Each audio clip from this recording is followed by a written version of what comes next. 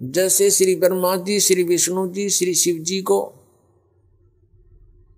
जो अजरो अमर बताकर सत्संग किया करते थे, कहते थे इनके कोई माता पिता नहीं, इनकी जन्म मृत्यु नहीं होती, ये सर्वेश्वर हैं। वो सत्संग नहीं था, भले ही वो सत्संग के नाम से दुनिया को इकट्ठी करते थे। उसके लिए थोड़ा प्रमाण देते हैं कि ब्रह्मा विष्णु महेश अजर अमर नहीं है, इनकी जन्म मृत्यु होती है, इनके माता पिता हैं। तो नीम हकीम थे, वो गुरु नहीं थे, उनके पास सत्संग नहीं था। देखिएगा श्री मद देवी भागवत गीता प्रेस गोरखपुर से प्रकाशित है। इसके संपादक हैं हनुमान प्रसाद पोदार, चिमन लाल गोस्वामी। प्रकाशक एवं मुद्रक है गीता प्रेस गोरखपुर, गोविंद भवन कार्यालय कोलकाता का संस्थान।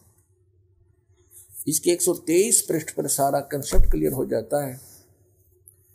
ये देखिएगा,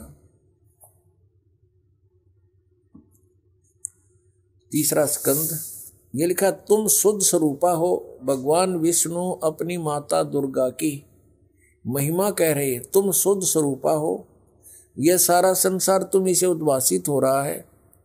मैं ब्रह्मा और शंकर हम सभी तुम्हारी कृपा से विद्यमान हैं।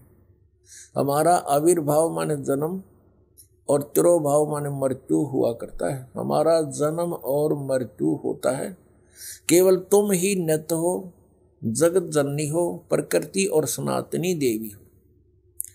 स्पष्ट हो गया, ब्रह्मा विष्णु महेश का जन्म मृत्यु होता है, यह अविनाशी नहीं है। और दुर्गा को प्रकृति भी कहते हैं, ये भी याद रखना। भगवान शंकर बोले, देवी यदि महाभाग विष्णु तुम्ही से प्रकट हुए हैं तो उनके बाद उत्पन्न होने वाले ब्रह्मा भी तुम्हारे बालक हुए, फिर मैं तमोगुणी लीला करने वाला शंकर क्या तुम्हारी संतान नहीं हुआ?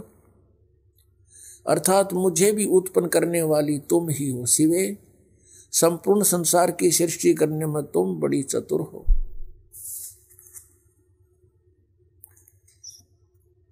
इस संसार की सृष्टि स्थिति और संहार में तुम्हारे गुण सदा समर्थ हैं। उन्हीं तीनों गुणों से उत्पन्न हम ब्रह्मा विष्णु एवं शंकर नियमानुसार कार्य में तत्पर रहते हैं। हमारे सदग्रंथ बता रहे हैं कि ब्रह्मा विष्णु महेश जी ये नासवान हैं, इनकी जन्म मृत्यु होती है, ये इनकी समझो जीवन चरित्र है इन भगवानों का।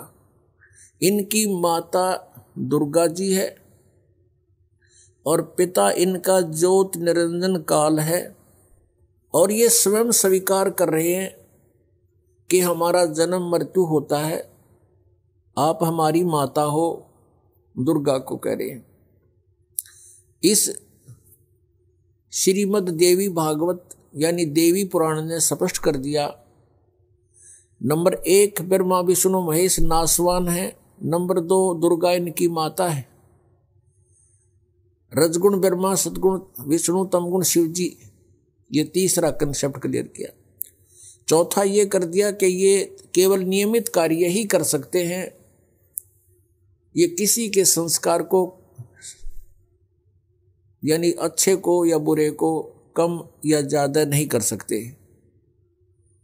और पांचवा ये हो गया कि दुर्गा को प्रकृति भी कहते हैं।